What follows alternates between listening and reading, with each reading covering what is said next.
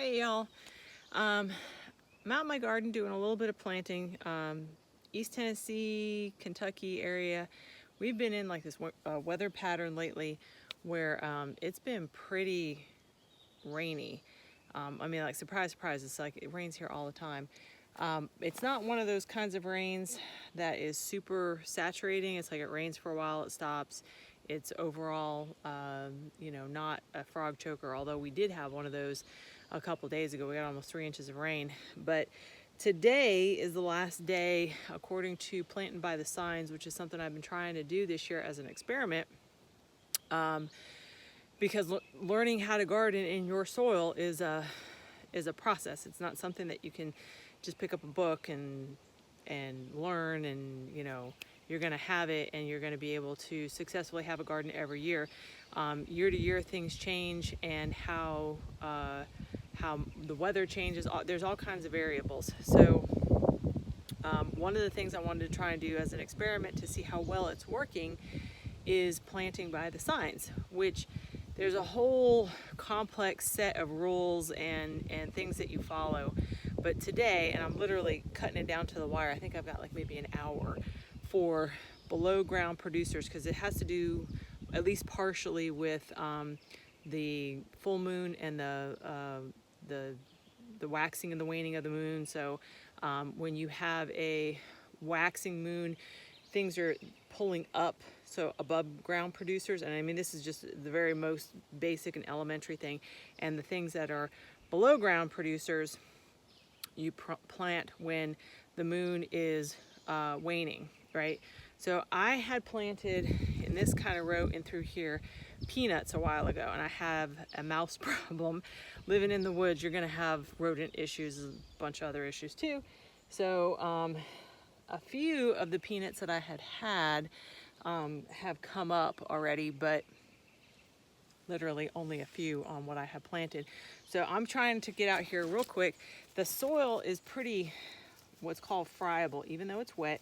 So let me explain to you what that is that you get soil, right? You squeeze it, and if it, it's not a true mud clod, it can break apart. Although this is looking a little bit wet as I get further down. Some of it's kind of friable, some of it's kind of cloddy.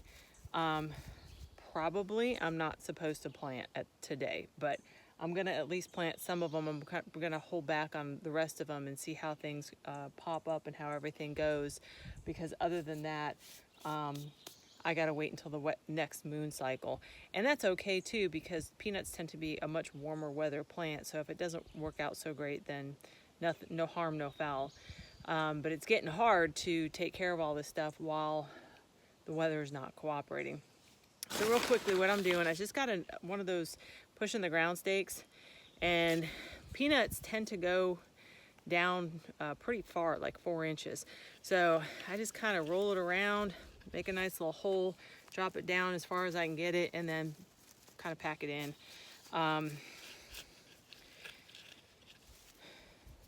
They're easy to grow, and you do have to have raw peanuts, right? So you can't have in the grocery store, obviously your cooked roasted peanuts or anything like that. You've got to get raw peanuts, and then you can, if you get raw peanuts, then you can do like make goobers. You can do boiled peanuts, which are delicious. A lot of people around here don't eat goobers. We love goobers, but the peanuts, are great. A lot of calories, good producers, easy to grow, other than the mouse issue.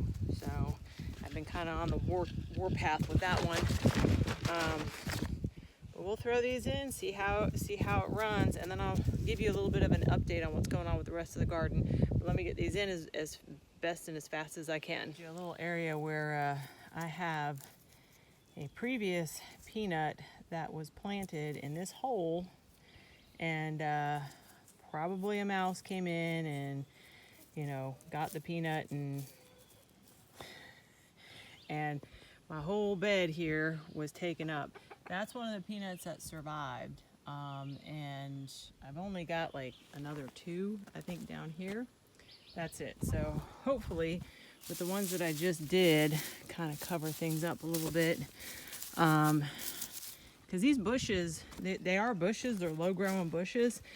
They get pretty big and they do need some space. You can't put them too close together because when they come up, the flower actually pegs down into the ground, and the flower has a tendril that goes down, and it pushes down into the ground, and that's what creates the new peanut.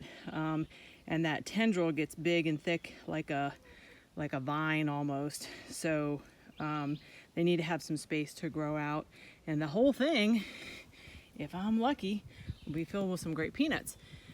Now over here I have my potatoes. I had just kind of tried to hill them up a little bit, give them some more dirt. I'm running out of dirt though, but look at the color of that dirt, okay? That is basically a year's worth of work. You can kind of see down here where it's tan.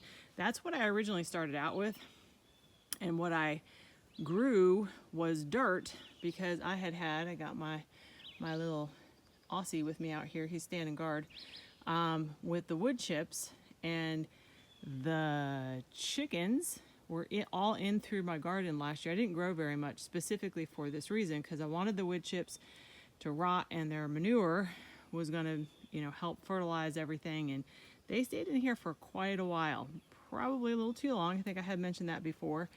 And they made some great soil for me. I still haven't had a chance to fill this in with more wood chips, which is my goal. But everything is looking good. And again, this is something I think pretty much every single potato I put in, I was only able to get one bag of potatoes from the store to plant. I think pretty much every single potato that I put in the ground, following the planting by the signs method, took. Next couple rows over are all of my onions.